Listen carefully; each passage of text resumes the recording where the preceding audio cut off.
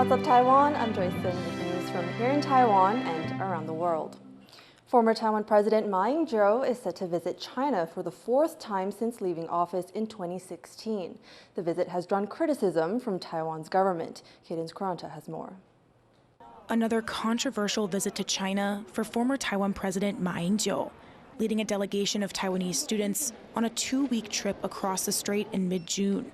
During this time, they'll attend the Straits Forum, a large event organized annually by the Chinese government, framed by Beijing as helping to promote cross-strait exchanges, but criticized by Taiwan's ruling Democratic Progressive Party as being part of China's united front tactics to influence Taiwan.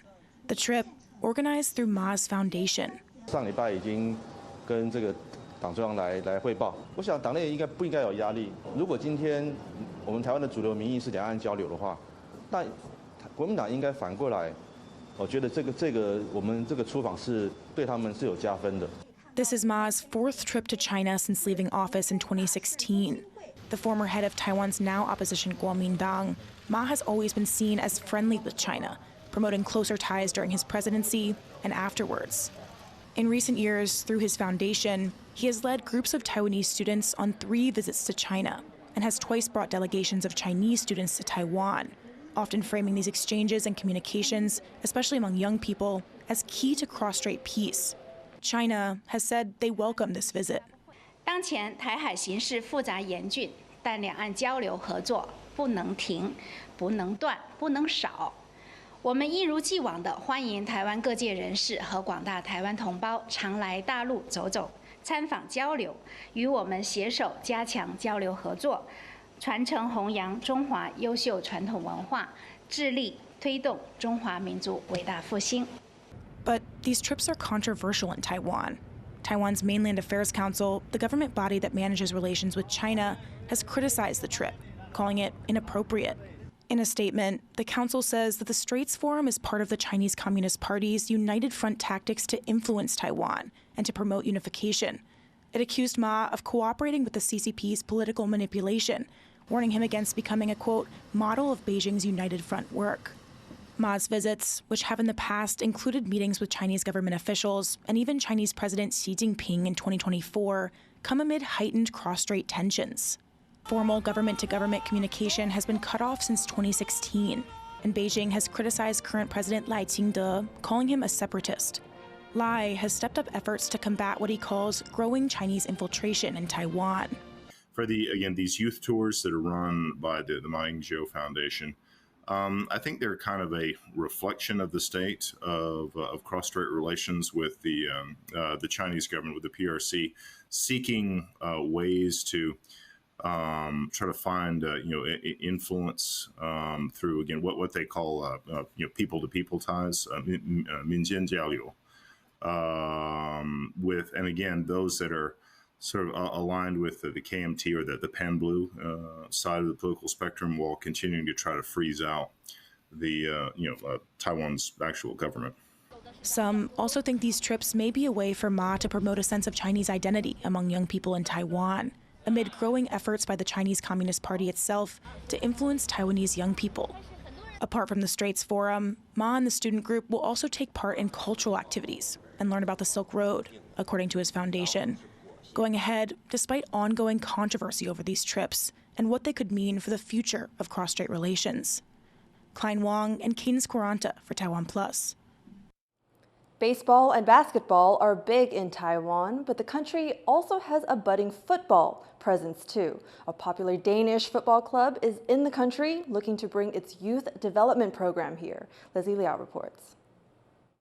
One of Denmark's premier football clubs is in Taiwan looking for cooperation opportunities. The club in question is Brondby Football Club, and specifically they're looking to bring their youth development program known as Masterclass to Taiwan. The Brondby Youth Development Program has been observing Taiwan's youth football scene, getting a feel for what the sport is like in the country.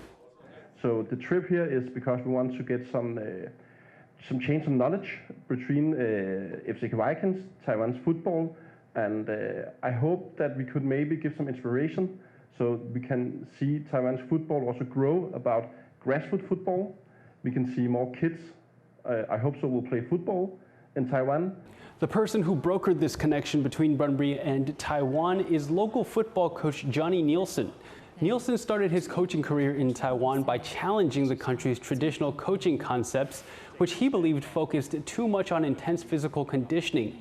In a country where other sports like baseball and basketball are more mainstream than football, Nielsen believes the sport has its place here. I've seen a lot of changes. When I first came here, I think there was like 5 clubs in Taipei. I think now there's over 100 clubs in Taipei with kids playing football. So it's growing, it's getting there, it's getting better.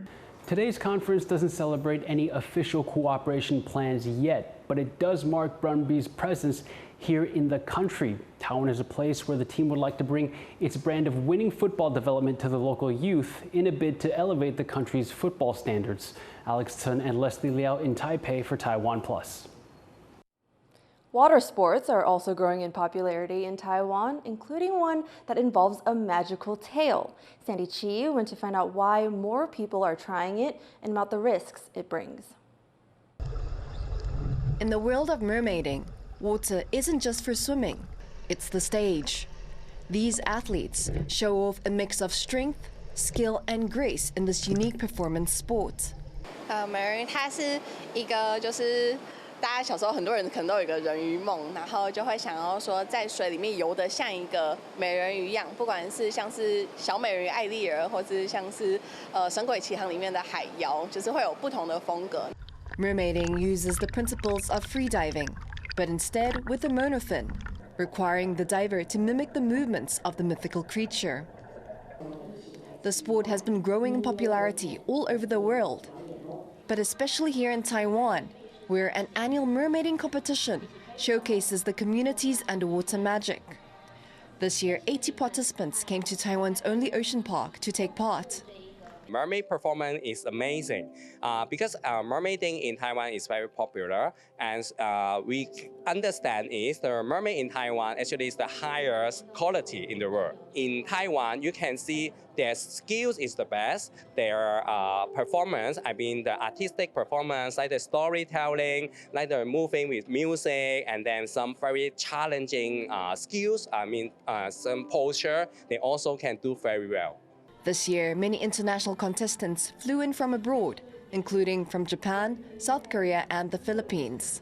I'm from the Philippines, and I really wanted to go to Taiwan because I admire the athletes here, the mermaids here. When I started being a fish, I've always looked to the Taiwanese, like how they swim, how they move, and it's really been a great experience to actually see them. And to achieve that effortless underwater grace requires a lot of training. 我觉得最困难的地方是你要找到你身体哪里该发力。 But the sport also comes with dangers, as the monofin can increase the risk of drowning. Earlier this year, a mermaid performer in China reportedly passed out mid-show, shocking the audience. 光看片段的话，我觉得就是他憋气已经过了他的极限了，所以身体进入一个低氧缺氧的模式，那他就开始就是有点昏迷，陷入昏迷的状态，然后保持着横膈膜抽动。To avoid such accidents, mermaid trainers put extra emphasis on learning your limits underwater. 我们从教室课的时候就会先练习闭气，然后会讲很多跟呼吸相关的安全观念，慢慢的让你去了解自己的极限在哪边，然后是循序渐进的，对，所以就不会说一次就憋很久，然后憋到昏迷。With trainers now focusing more on safety and more people diving into this unique community, don't be surprised to see these mythical creatures making a splash in more pools around Taiwan. Chris Ma and Sandy Chi for TaiwanPlus. Thank you for watching What's Up Taiwan. Finally, check out this parachute demonstration by the U.S. Army parachute team in Virginia ahead of the Army's 250th anniversary. I'm Joyce. Take care.